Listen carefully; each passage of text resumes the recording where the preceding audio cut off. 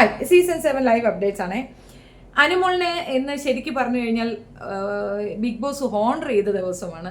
ഓണത്തോടനുബന്ധിച്ചിട്ട് ഒരു നല്ല വിഭവം തയ്യാറാക്കുക എന്ന് അനുമോൾക്ക് നിർദ്ദേശം കൊടുക്കുകയാണ്. വാസ്തവത്തിൽ അനുമോളിന് എപ്പോൾ തന്നെ ഈ പറയുന്ന അടുക്കളയിലുള്ള ആ ഒരു ഇത് കിട്ടിക്കഴിഞ്ഞാൽ, ആ കിച്ചൺ ഡ്യൂട്ടി കിട്ടിക്കഴിഞ്ഞാൽ എപ്പോഴും ഇവരൊക്കെ എന്തെങ്കിലുമൊക്കെ പ്രോബ്ലംസ് ക്രിയേറ്റ് ചെയ്ത് അവിടെ പ്രശ്നം ഉണ്ടാക്കുന്ന ഒരു സിനാരിയോണ് കാണാറുള്ളത്. എനിക്കും പലപ്പോഴും തോന്നിയിട്ടുണ്ട്. കഴിഞ്ഞ മെനിങ്ങാന്നുള്ള ഒരു ഇത് ഞാൻ ചെയ്യാതിരുന്ന റീസൺ തന്നെ അനുമോളിനെ പറ്റി വളരെ നെഗറ്റീവായിട്ടൊരു വൈബ് പുറത്തേക്ക് കേൾക്കുന്നുണ്ടായിരുന്നു. അതിൻ്റെ റീസൺ അനുമോൾ ഫുഡ് കൊടുക്കുന്നില്ല എന്നാണ്. ഞാനൊരു എക്സ്പ്ലനേഷൻ തരുന്നതെന്ന് പറഞ്ഞു കഴിഞ്ഞാൽ, ഉള്ളത് അഡ്ജസ്റ്റ് ചെയ്ത് കഴിക്കാൻ പഠിപ്പിച്ച ഒരു കുടുംബത്തിലുള്ള കുട്ടിയായതുകൊണ്ടാണ് ഉള്ളതിനെ വളരെ മാനേജ് ചെയ്ത് അവൾ സപ്ലൈ ചെയ്യുന്നതെന്നാണ് എനിക്ക് തോന്നിയിട്ടുള്ളത്. അപ്പം അങ്ങനെയുള്ള അനുവിന് അവിടെ ഒരുപാട് ശത്രുക്കളുണ്ട്. മാത്രമല്ല അവളെ പ്രൊവോക്ക് ചെയ്യുക, അവളെ ശല്യം ചെയ്യുക, അവളെ ഡിസ്റ്റർബ് ചെയ്യുക, പെട്ടെന്ന് കരയുന്നതാണ് അവളുടെ ഏറ്റവും മൈനസ് പോയിന്റ്. ആ വീക്ക് പോയിന്റ് തന്നെ പിടിച്ച് അവർക്കതൊരു ഒരു ക്രിമിനൽ കൂട്ടായ്മ തന്നെ അവിടെ ഉണ്ട് അനുമോൾക്കെതിരെ എന്നുള്ള വാസ്തവം. വൈൽഡ് കാർഡ് എൻട്രി വരുമ്പോൾ പുറത്തുനിന്നുള്ള വിവരവും കൊണ്ടാണ് മസ്താനി വന്നിട്ടുള്ളത്. മസ്താനി വന്ന് കൃത്യമായി എല്ലാവരുടെ അടുത്തും അത് പറയുന്നുണ്ട്. പിന്നെ എന്തുകൊണ്ട് ഇവർക്കത് മനസ്സിലാകുന്നില്ല എന്നുള്ളതാണ്. ഇവറ്റകൾ മന്ദബുദ്ധിയെ അഭിനയിക്കുകയാണോ എന്നുള്ളതാണ് എൻ്റെ ഡൗട്ട്. നിങ്ങളവിടെ കളിക്കാനല്ലേ പോയത്? ഒരു വ്യക്തിയെ ആക്രമിക്കാനാണോ പോയത്? ഒരു വ്യക്തിയെ കൂട്ടം കൂടി ആക്രമിക്കാൻ നിങ്ങൾക്ക് എന്ത് കിട്ടും? എന്താ ലാഭം അതിനകത്തുള്ളത്? മനസ്സിലാകുന്നില്ല. ഒന്നുകിൽ ഇവർക്കെല്ലാം കിളി പോയി, അല്ലെങ്കിൽ ഇവർക്ക് ഈ കളി മനസ്സിലായിട്ടില്ല എന്നുള്ളതാണ്. അനുമോളും ശൈത്യയും തമ്മിലുള്ള വഴക്ക് ആര്യനെ ബേസ് ചെയ്താണ്. ആര്യനോട് ക്രഷ് ഉണ്ടെന്ന് അനുമോൾ ശൈത്യയോട് പറഞ്ഞു എന്നാണ് ശൈത്യ എല്ലാവരുടെ അടുത്തും പറഞ്ഞിട്ടുള്ളത്. ആ പെണ്ണ് ഒരു കട്ടപ്പയാണ് എന്ന് തന്നെയാണ് എല്ലാവർക്കും മനസ്സിലായി, നമുക്കൊക്കെ മനസ്സിലായി. പക്ഷെ ശൈത്യ സമ്മതിച്ചു കൊടുക്കുന്നില്ല. സെയിം ലൈക്ക് ജിസേ, ഞാൻ ശരി എന്ന് പറഞ്ഞുകൊണ്ട് നിൽക്കുകയാണ്. പക്ഷെ ശൈത്യ പുറത്തു വന്ന് വീഡിയോസൊക്കെ കാണുമ്പോൾ മാത്രമേ ശൈത്യക്ക് മനസ്സിലാവൂ തൻ്റെ തെറ്റിൻ്റെ വ്യാപ്തി എന്താണെന്ന്. ഒരു വൃത്തികെട്ട സാധനമാണ്. ഒരാളും സൗഹൃദ വലയത്തിൽ വെക്കാൻ കൊള്ളാത്ത ഒരു സാധനമാണ് ശൈത്യ. നമ്മൾ രണ്ട് സുഹൃത്തുക്കൾ തമ്മിൽ തെറ്റുമ്പോൾ നമ്മളുടെ രഹസ്യങ്ങൾ അറിയുന്നുണ്ടെങ്കിൽ അത് മറ്റൊരാൾക്ക് ഇട്ടുകൊടുത്ത് അയാളെ കൊണ്ട് നമ്മളെ കുത്തിക്കാൻ നിൽക്കാതിരിക്കുക എന്നുള്ളത് നല്ല സൗഹൃദത്തിൻ്റെ ലക്ഷണമാണ്. നീ നല്ല സൗഹൃദത്തിനെ കംപ്ലൈൻറ്റ് ചെയ്യാനുള്ള ഒരു ഇതുമില്ല. കാരണം നീ നല്ലൊരു സുഹൃത്താണ് എങ്കിൽ നീ ആ തെറ്റ് ചെയ്യത്തില്ല. തെറ്റ് ചെയ്ത ശേഷം നീ ഇരുന്നു കൊണ്ട് അവൾ നല്ല സുഹൃത്തല്ല, അവൾ അങ്ങനെയാണ്, അത് പറയാനുള്ള അധികാരം നിനക്കില്ല. അതാണ് അവിടെ ലൂസ് ചെയ്തത്. ഈ പറയുന്ന രീതിയിൽ അതെന്താ എന്നെ പറ്റി അവൾ മോശം പറഞ്ഞില്ല, അപ്പൊ എനിക്ക് പറഞ്ഞൂടെ എന്ന ചോദ്യം സ്വാഭാവികമായിട്ട് വരാം. അത് അവളുടെ ക്യാരക്ടറാണ്. നിന്റെ സൗഹൃദം അതല്ല എന്ന് തെളിയിക്കാൻ നിന്റെ മൗനമാണ് ഏറ്റവും നല്ലത്. നീ മൗനമായി ഇരിക്കുകയോ അല്ലെങ്കിൽ അനാവശ്യമായ കാര്യങ്ങളിൽ അവൾക്ക് റിയാക്ട് ചെയ്യാതെ ഇരിക്കുന്നത് നിന്റെ ഏറ്റവും നല്ല ഉന്നതത്വമാണ്. അതായത് നിന്റെ ഏറ്റവും നല്ല സ്വഭാവങ്ങളിൽ ഒന്നാണ്. സുഹൃത്തിന്റെ മോശപ്പെട്ട വശങ്ങൾ നമ്മൾ പുറത്തേക്ക് കാണിച്ചു കൊടുക്കുകയും അവളെ ഇകഴ്ത്താനും നശിപ്പിക്കാനും മെന്റലി അവളെ തകർക്കാനും അവളെ ഇല്ലാതാക്കാനും വേണ്ടിയിട്ട് അത് ശ്രമിക്കുകയും ചെയ്യുമ്പോൾ നിന്റെ വ്യക്തിത്വം തന്നെയാണ് നശിപ്പിക്കപ്പെടുന്നത്. നീ എന്ന വ്യക്തി അവിടെ ചീത്തയാവുകയാണ് ചെയ്യുന്നത്, അല്ലാതെ അവരല്ല. ഇത്രയും മ്ലേച്ഛമായ ഒരു ഫ്രണ്ടായിരുന്നു അവർക്കുണ്ടായിരുന്ന എന്ന ഒരു ചോദ്യമേ പൊതുസമൂഹം ചോദിക്കുള്ളൂ എന്നാണ് ഞാൻ മനസ്സിലാക്കുന്നത്. ശൈത്യയുടെ വിഷയത്തിൽ ശൈത്യ ചെയ്ത ഏറ്റവും വലിയ തെറ്റ്, ഇനി അനുമോൾക്ക് അവിടെ സപ്പോർട്ട് ഉണ്ടെന്നോ ഇല്ലെന്നോ, അല്ല അനുമോൾ ചെയ്യുന്ന എന്തെങ്കിലും ഇഷ്ടപ്പെടാതുണ്ടെങ്കിലോ വിട്ടിട്ട് മാറി നിൽക്കുക. I don't want your friendship, that's it. എന്റെ പിറകെ വന്നു എന്ന് പറയുന്നതിൽ എന്താ കുഴപ്പമിരിക്കുന്നേ? നല്ല സൗഹൃദങ്ങൾ പിറകെ പോകുന്നതിൽ എന്താ തെറ്റിരിക്കുന്നേ? ശൈത്യയുടെ പിറകെ അവളും പോകും. അനുമോൾക്ക് അവിടെ ആരോടും ഒരു രീതിയിലുള്ള ഒരു ഫേവറും ഇല്ല. എല്ലാവരോടും അവളൊരു ഡിസ്റ്റൻസ് മെയിൻറ്റെയിൻ ചെയ്യുന്നുണ്ട്. എല്ലാവരോടും ചിരിക്കുന്നുണ്ട്, വർത്തമാനം പറയുന്നുണ്ട്, എല്ലാവരോടും കണ്ടിന്യൂ ചെയ്യുന്നുണ്ട്. പക്ഷെ മാറി നിൽക്കുന്നുണ്ട്. കാര്യം എന്താണെന്നറിയാം? സെയിം ലൈക്ക് രേണു സുധി രണ്ടും കറക്റ്റാ. അവർ രണ്ടുപേർക്കും കാര്യം അറിയാം. രേണുവിന് ഇത് കളിക്കാൻ അറിയത്തില്ലെന്നത് ഒഴിച്ചാൽ, രേണു ഒരു കണ്ടന്റ് ക്രിയേറ്ററും അല്ല, കണ്ടന്റ് ഇട്ടു കൊടുക്കുന്ന ആളുകൾ ആരും അവളെ തൊടുന്നില്ല. അതിന്റെ റീസൺ എന്തെന്ന് പറഞ്ഞാൽ വിധവ എന്നൊരു കാർഡ് അവൾ ഏറ്റവും കൂടുതൽ എടുത്ത് ഇറക്കും. അത് പ്രശ്നമാവും എന്നുള്ളതുകൊണ്ട് ആരും തൊടുന്നില്ല. ഒരു വേസ്റ്റ് സാധനമാണ് രേണു. സെയിം വേ അനു അവളുടെ പ്ലേ കളിക്കുന്നുണ്ട്. അവൾക്കറിയാം ഇതൊരു പ്ലേ ആണ്, ഇതൊരു ഗെയിമാണ്, ഈ ഗെയിമിനകത്ത് ഞാൻ കൊടുക്കേണ്ടത് ഇതാണ്, അത് ഞാൻ കൊടുക്കണം, മാറി നിൽക്കണമെന്ന് അവൾക്കറിയാം. അപ്പം അതാണ് രേണു ചെയ്യുന്നത്, അനുമോള് ചെയ്യുന്നത്. അപ്പം അനുമോൾക്ക് ശത്രുവായി ശൈത്യ അവിടെ നിൽക്കുന്നതിൻ്റെ ഇടയിൽ കൂടെ പുട്ടിന് പീര ഇടുന്ന കണക്ക് ഇടയ്ക്ക് കൂടെ ഒരു കുനഷ്ട കളി കളിക്കുന്നത് ആദില. രണ്ടിനെ സെപ്പറേറ്റ് ചെയ്തു, ആദിലയും നൂറെ സെപ്പറേറ്റ് ചെയ്ത് അതിലെ സെപ്പറേറ്റ് ചെയ്തപ്പോൾ ഞാൻ സന്തോഷിൻ്റെ കാരണം ഫിനാൻഷ്യലി നല്ല ഡൗൺ ആയി നിൽക്കുന്ന രണ്ടുപേർക്കും സെപ്പറേറ്റ് കണ്ടസ്റ്റന്റ് ആകുമ്പോൾ ഒന്നിച്ച് കിട്ടുന്ന എമൗണ്ട് സ്പ്ലിറ്റ് ചെയ്ത് രണ്ടുപേർക്കും കിട്ടും. അത് എത്ര എമൗണ്ട് ആണോ ഒരാൾക്ക് നിഷ്കർഷിച്ച് ആ എമൗണ്ട് തന്നെ മറ്റേ ആൾക്കും കിട്ടും. അപ്പോൾ ഓരോ ദിവസവും അവർ രണ്ടുപേരുടെയും വാലിഡ് ടൈം അവിടെ സ്പെൻഡ് ചെയ്യുന്നുണ്ട്. ആ ടൈമിനെ ബേസ് ചെയ്ത് അവർക്ക് ആ ഫണ്ട് കിട്ടുമെന്നതിനപ്പുറം ഒരു പ്രയോജനമില്ല. നൂറ ഒരു സ്ട്രോങ് കണ്ടസ്റ്റന്റ് ഒന്നും അല്ല, ആദില ഒട്ടുമല്ല. They are just making fun of others, അത്രയേ ഉള്ളൂ. അതിനപ്പുറം ഒന്നുമില്ല. ആദില ഒരു കുനിഷ്ട് സാധനമാണെന്ന് ആദ്യമേ ഞാൻ പറഞ്ഞു. ആ കുനിഷ്ട് ഇപ്പോൾ പുറത്തേക്ക് വരാൻ തുടങ്ങി. മസ്താനി പുറത്തു നിന്ന് കൊണ്ടുവന്ന ഒരു ന്യൂസാണ്. ഈ ആര്യനോട് മസ്താനി പറഞ്ഞു എന്നാണ് പറയണത്, ഞാൻ കണ്ടിട്ടില്ല. പക്ഷെ ഇങ്ങനെ പറയുന്നുണ്ട്, ആര്യനെ വിളിച്ചു കൊണ്ടുവന്നത് ചോദ്യം ചെയ്ത് തീർക്കണമെന്ന് പറയുന്നുണ്ട്. മസ്താനി പുറത്തു നിന്ന് കൊണ്ടുവന്ന ന്യൂസ് ഇതാണ്, അനുമോൾക്ക് മറ്റൊരു അഫെയർ ഉണ്ടായിരുന്നു. കാരണം മസ്താനി ഇരുന്ന ഫീൽഡിൽ ഇവരുടെയൊക്കെ ബാക്ക്ഗ്രൗണ്ടും ഫാമിലിയും ഒക്കെ അറിയാവുന്ന ഒരു കാര്യമാണ്. അവർക്ക് ആ ഇൻഫർമേഷൻ കിട്ടിയിട്ടുണ്ടെന്നുള്ളതാണ് വ്യക്തം. അപ്പോൾ മസ്താനി വന്ന് ആര്യനോട് പറയുന്നു, അനുമോൾക്ക് മുൻപൊരു പ്രണയമുണ്ടായിരുന്നു, ബ്രേക്കപ്പ് ആയതാണ്, ആ ബോയ് ഫ്രണ്ടിന്റെ കാര്യം ഇവിടെ പറഞ്ഞു എന്ന്. അപ്പൊ മസ്താനി അത് അവിടെ പറഞ്ഞിരിക്കുന്നു ആര്യനോട്, ആര്യൻ അത് ബാക്കിയുള്ളവരോട് പറഞ്ഞിരിക്കുന്നു. അവിടെ അങ്ങനെ ഒരു ഡിസ്കഷൻ നടന്നിരിക്കുന്നു. ഇത് ആദിലയുടെ ചെവിയിൽ വരികയാണ്. ആദില ഇത് കൊണ്ടുപോയി അനുവിന് നൂട്ടി കൊടുക്കുകയാണ്. ഈ ഒരു ഫൈറ്റില് അനു പറയുന്നു, ഈ ഒരു കാര്യം പുറത്തേക്ക് പറഞ്ഞിട്ടുണ്ടെങ്കിൽ അത് ശൈത്യായിരിക്കും പറയുക, ശൈത്യക്കാണ് ഇത് അറിയുന്നതെന്ന് പറഞ്ഞു. അനു പറഞ്ഞ കാര്യം എന്താണെന്ന് പറഞ്ഞു കഴിഞ്ഞാൽ ആര്യനുമായിട്ടുള്ള ക്രഷിന്റെ കേസാണ്. അത് സത്യവുമാണല്ലോ. ആര്യനുമായിട്ട് ക്രഷ് ഉണ്ടെന്ന് ശൈത്യ പറഞ്ഞു എന്നുള്ള കാര്യമല്ലേ, ആ കാര്യമാണ് പറയുന്നത്. പക്ഷെ ഇങ്ങനെ ഒരു അഫെയർ ഉള്ള കാര്യം ശൈത്യയോട് അനുമോൾ പറഞ്ഞിട്ടുണ്ടോ ഇല്ലയോ എന്ന് അറിയില്ല. അങ്ങനെ പറഞ്ഞിട്ടുണ്ടെങ്കിൽ ശൈത്യ അത് പറഞ്ഞു എന്ന് പറഞ്ഞ് പിന്നെ ആദിലയോട് പറയുമ്പോൾ ആദില വീണ്ടും കൊണ്ടുപോയി നൂട്ടി കൊടുക്കുകയാണ് ശൈത്യക്ക്.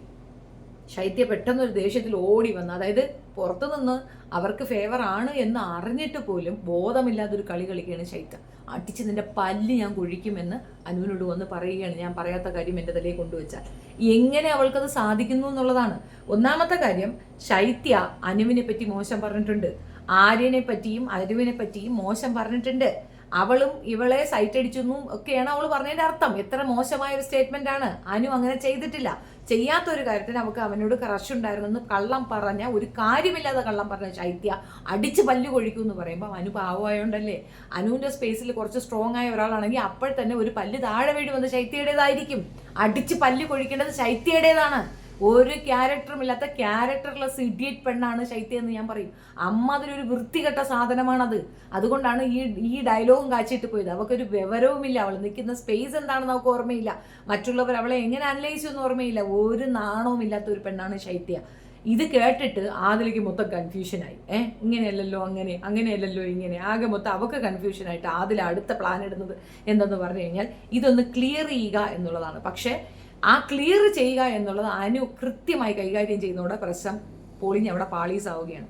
ആദിലെ പോയി ശൈത്യയെ പറ്റി പിന്നെ നല്ലത് പറയാൻ വേണ്ടി അനുവിനോട് പറയുകയാണ്, ശൈത്യ അല്ല അത് പറഞ്ഞത്, ഈ പ്രശ്നം മുഴുക്കം ഉണ്ടാക്കിയത് മസ്താനിയാണ് ഈ പ്രശ്നക്കാരി എന്ന് രഹസ്യമായിട്ടും നരേഷനിലൂടെയും ആംഗ്യഭാഷയിലൂടെയും ഒക്കെ അനുവിനോട് പറയുമ്പോൾ അനു പറയുന്നത് ഞാൻ വിശ്വസിക്കില്ല, അവക്കത് ചെയ്യേണ്ട കാര്യമില്ല, ഇത് പറഞ്ഞിട്ടുള്ളത് ശൈത്യ തന്നെയാണ്, എനിക്കറിയാം. അപ്പോൾ ആദിലേക്ക് എന്നാൽ അതങ്ങ് കളയാമായിരുന്നു. പക്ഷെ ആ വിഷയം എടുത്തുകൊണ്ട് ശൈത്യയുടെ അടുത്ത് പോയി പറയുന്നു, നിന്നെ തന്നെ അവൾ ഉറപ്പിച്ച് പറയുന്നുണ്ട്, നീ അത് ക്ലിയർ ചെയ്യണം, മസ്താനിയാണെന്നുള്ളത് നമുക്ക് തെളിയിക്കണം എന്ന് പറഞ്ഞിട്ട് ആര്യനെ വിളിപ്പിക്കുന്നു, ശൈത്യയെ വിളിപ്പിക്കുന്നു, മസ്താനി വരുന്നു, എല്ലാവരും കൂടെ വെച്ചൊരു കൂട്ടിച്ചോദ്യം അവിടെ വരുന്നു. അനു മൈൻഡ് പോലും ചെയ്യുന്നില്ല, അനു മിണ്ടാതിരിക്കുകയാണ്. പക്ഷെ ആ കൂട്ടിച്ചോദ്യത്തിൽ ആര്യം വന്ന് പറയുന്നു, ഇവക്ക് ഔട്ട്സൈഡ് ഒരു ബന്ധമുള്ളത് എനിക്കറിയാം, അത് ഞാൻ പുറത്തു നിന്നാണ് കേട്ടത്, എനിക്ക് ഇവിടെ ആരും പറഞ്ഞു തന്നതല്ല, ഇവിടെ ആരും എന്നോട് അത് പറഞ്ഞു തന്നിട്ടില്ല. പക്ഷേ ശൈത്യ ആര്യനോട് ക്രഷുള്ള കാര്യം പറഞ്ഞിട്ടുണ്ട്. അങ്ങനെ പറഞ്ഞാൽ ശൈത്യക്ക് സമാധാനിച്ച് പോകാൻ പറ്റും, കാരണം ശൈത്യയല്ലല്ലോ അത് പറഞ്ഞത്. പക്ഷേ ശൈത്യ സമാധാനിക്കരുത്. ശൈത്യ എന്നത് കള്ളിയാണ്, പെരുങ്കള്ളിയാണ്, അവളുടെ കൂട്ടുകാരിയെ നശിപ്പിച്ച സ്ത്രീയാണ്. ഇനി ആര്യം പറഞ്ഞിട്ട് പോയ വിഷയത്തിലേക്ക് വരാം. അനു എന്ന് പറയുന്ന കുട്ടിക്ക് പുറത്തൊരു ബന്ധമുണ്ടായിരുന്നു. ആണോടാ, അത് വലിയ കഥയാണ്. 23 ചൊക്കട്ട പയല, നിന്നെ ഒരു പട്ടിയും തിരിഞ്ഞു നോക്കത്തില്ല, നിന്നെ ഇനി ഒരു പെണ്ണിനും തിരിഞ്ഞു നോക്കാൻ തോന്നുന്നത്, നീ അമ്മ അതൊരു കൃമി പിടിച്ചൊരു നാറിയാണെന്ന് നീ ബിഗ് ബോസിൽ കാണിക്കുകയും തെളിയിക്കുകയാണ് ചെയ്യുന്നത്. പെണ്ണുങ്ങൾക്ക് അങ്ങനെ അഫെയറും ഉണ്ടാവും, വേണ്ടാന്നൊക്കെ വെക്കുക. അതിനിപ്പം നിനക്കെന്താ? അനുവിന് അങ്ങനെ ഒരു ബന്ധം ഉണ്ടെങ്കിൽ തന്നെ അതിനിപ്പോൾ എന്താ? അവനെയും കൊണ്ടല്ലല്ലോ അവിടെ വന്ന്, അവളുടെ ഓർമ്മകളിൽ പോലും, അതായത് ഒരു ടാസ്ക് അവിടെ കൊടുക്കുന്നുണ്ട്, ഫാമിലി കാര്യങ്ങളൊക്കെ പറയാം, പഴയ ഓർമ്മകൾ പറയാം, അതിൽ പോലും ഓർമ്മകളിൽ പോലും അവൾ ആ പ്രണയബന്ധത്തിന് പറയുന്നില്ലെങ്കിൽ അവൾ മനസ്സിൽ നിന്ന് എടുത്തു കളഞ്ഞ ഒരു വൃത്തികെട്ട ബന്ധമാണ് അത് വെച്ചിട്ട് അവളെ അങ്ങോട്ട് കുറ്റപ്പെടുത്തിയ ഒരു ബന്ധമുണ്ടായി എന്ന് പറയുന്ന ഒരു കുറ്റമാണോ? ഒരു വിവാഹം കഴിക്കുന്നതും ആ വിവാഹം ഡിവോഴ്സ് ആയിപ്പോയ എത്രയോ പേര് അതിനകത്തുണ്ട്, അവർക്കാർക്കും ഇല്ലാത്ത കുഴപ്പമാണോ അനുമോൾ ഒരു പ്രണയത്തിലുണ്ടായിരുന്നു എന്ന് പറയുന്നത്? ഇവനങ്ങ് ഡീസൻ്റ് ആണ്. പുതപ്പിനടി കിടന്ന ജിസേലിന് ഉമ്മ കൊടുത്ത നാറിയാണ് അനുമോൾക്ക് സർട്ടിഫിക്കറ്റ് കൊടുക്കുന്നതെന്ന് ഓർക്കണം. അതിനകത്തുണ്ട് അനുമോൾക്ക് സർട്ടിഫിക്കറ്റ് കൊടുക്കാനും മാത്രം യോഗ്യത ആര്യനിക്ക് എന്താണുള്ളത്?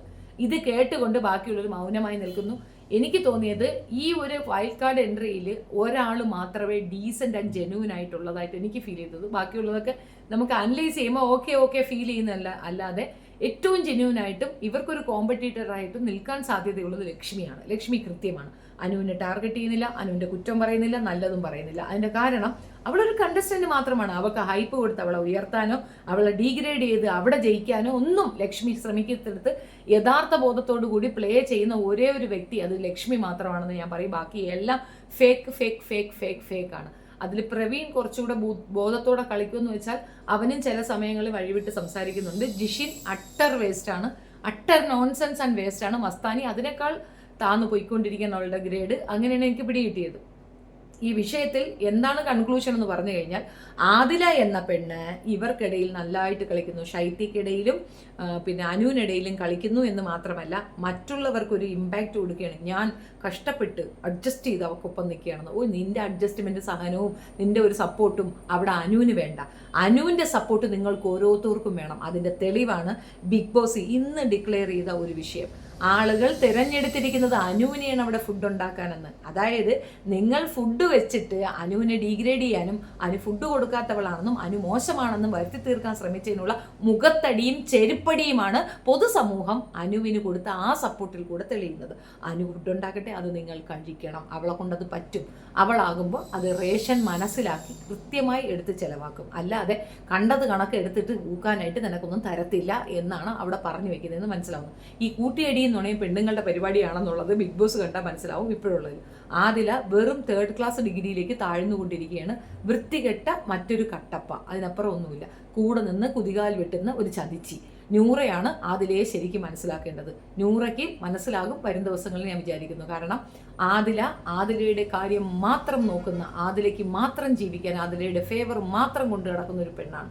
അവളുടെ കുടുംബത്തിനെ പറ്റി പുറത്തു പറയാതെ, വിഷമം പറയാതെ, നൂറയുടെ കുടുംബത്തിനെ ഡീഗ്രേഡ് ചെയ്തുകൊണ്ട് നൂറയ്ക്ക് മോശം വരുന്ന രീതിയിലുള്ള കാര്യങ്ങളൊക്കെ ചെയ്തുകൊണ്ട് നടക്കുന്ന ഒരു വൃത്തികെട്ട പെണ്ണായിട്ടാണ് എനിക്ക് ആദിലയെ മനസ്സിലാക്കിയത്. നിങ്ങളുടെ അഭിപ്രായം കമൻറ്റ് രേഖപ്പെടുത്തുക. വീഡിയോ ഇഷ്ടപ്പെടുകയാണെങ്കിൽ ലൈക്ക് ചെയ്യണം, ഷെയർ ചെയ്യണം ആൻഡ് സബ്സ്ക്രൈബ് മൈ ചാനൽ. ഒരു കാര്യം പറയാം, നിങ്ങളുടെ കമൻറ്റ്സ് ഇമ്പോർട്ടൻ്റ്. അതനുസരിച്ച് എനിക്ക് എന്നെ കുറച്ചുകൂടെ ഇംപ്രവൈസ് ചെയ്യാൻ പറ്റുള്ളൂ. Thank you so much.